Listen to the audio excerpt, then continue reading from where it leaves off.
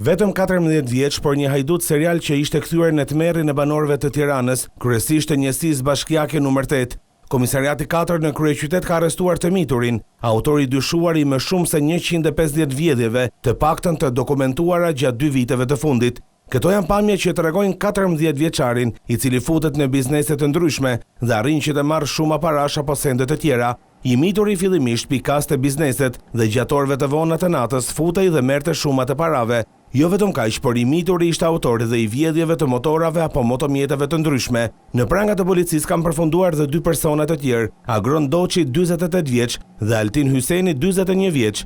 Këta të fundit dyshohet se nxisnin të miturin, që të kryen të vjedhje të ndryshme, kryesisht të motomjeteve, dhe me pas i shisnin në tregun e zi. Ndërkohë Komisariati numër 4 në Tiranë po punon për zbardhjen e vjedhjeve të tjera që mund të jenë kryer nga këta persona.